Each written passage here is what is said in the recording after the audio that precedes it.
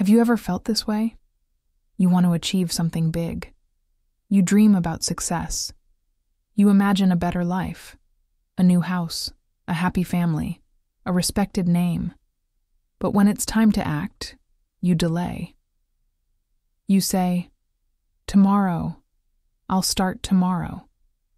Days become weeks, weeks become months, and your dream slowly fades like a shadow at sunset. If you've ever been ambitious but lazy, this story is for you. It may change how you see your life forever. Once upon a time, in a small, peaceful village surrounded by green fields and tall trees, there lived a young man named Eliam. He was 25 years old, strong, healthy, and full of dreams. Every morning he would tell his friends, "One day I'll be the richest farmer in this village. My fields will shine golden with crops, and people will come from far away to ask for my advice. I'll be respected, and my name will live forever." Everyone admired his confidence and ambition. The old men at the tea shop smiled when he passed by. The women at the well said, "That boy has big dreams." But there was one problem. Eliam was lazy. When the sun rose and the roosters crowed, other farmers walked to the fields with their tools. Eliam stayed in bed, stretching and yawning, saying, "I'll start after breakfast, maybe after lunch." When the village men worked. Under the hot sun, Eliam sat in the shade of a mango tree, talking about his dreams. When the women carried heavy jars of water from the well, Eliam watched them and said, "I'll help tomorrow." He always had big plans, but no action. He loved imagining success, but hated doing the work success required.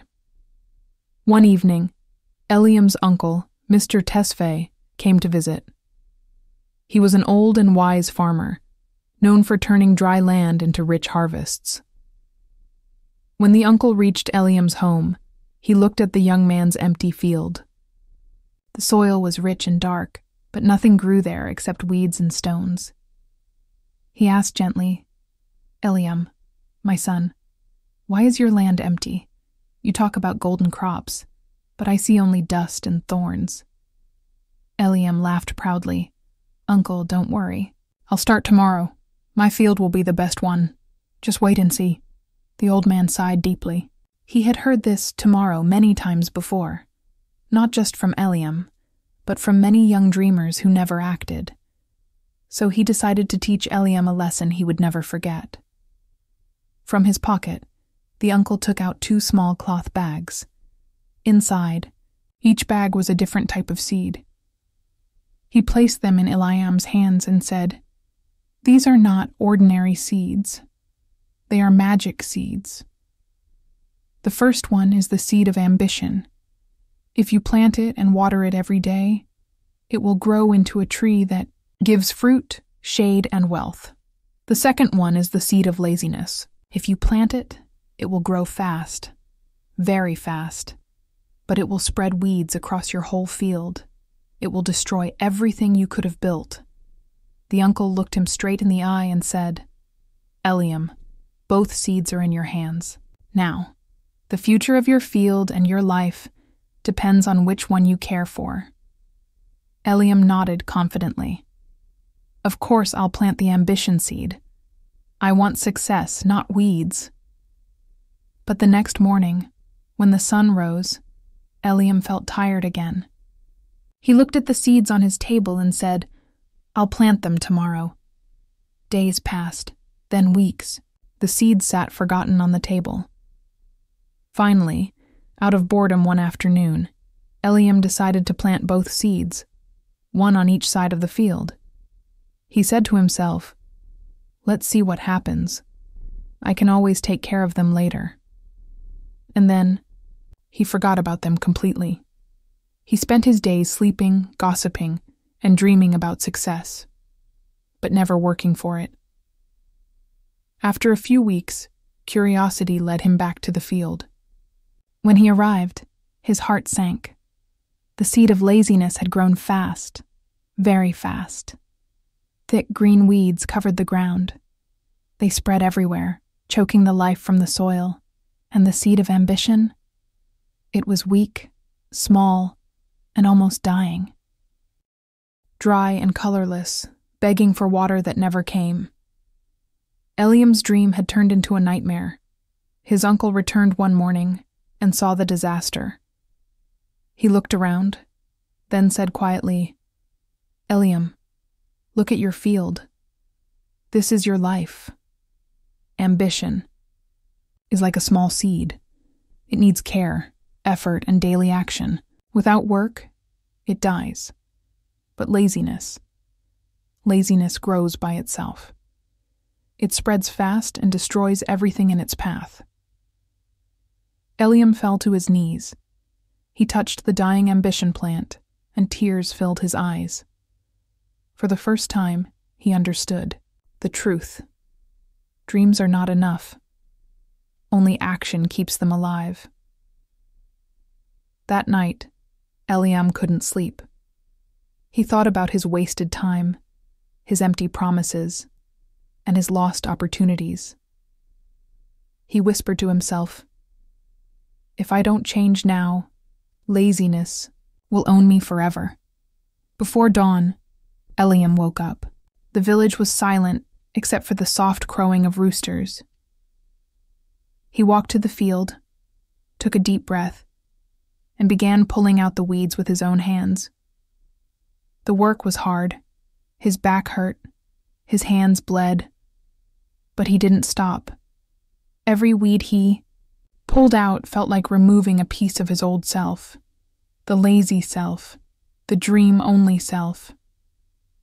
Day after day, Eliam returned to the field.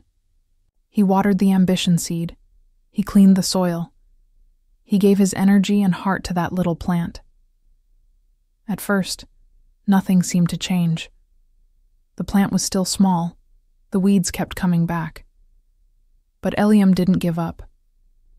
Weeks turned into months. And one morning, as sunlight touched the field, he saw something beautiful.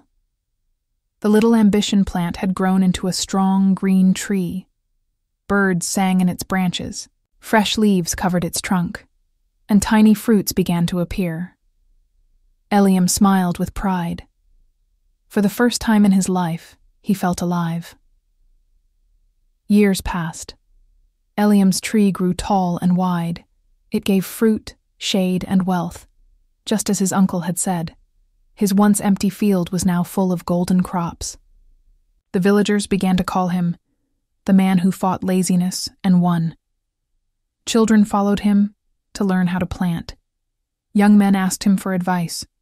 Even the elders admired his transformation. One day, the same uncle came back. He smiled and said, "Eliam, you have done what few men do. You defeated the weeds of laziness. You learned that ambition needs daily work, not daily excuses." Eliam bowed his head humbly and replied, "Uncle, you were right. The seeds were not magic. The real magic was inside me." Eliam's story is not just about farming. It is about life itself. Every one of us carries two seeds inside. One is ambition, the seed of dreams, hope, and purpose. The other is laziness, the seed of excuses, fear, and delay. Ambition grows only if you feed it daily, with effort, discipline, and action. Laziness grows by itself, but it slowly kills everything beautiful in your life. When you choose to delay your goals, you are silently watering the wrong seed.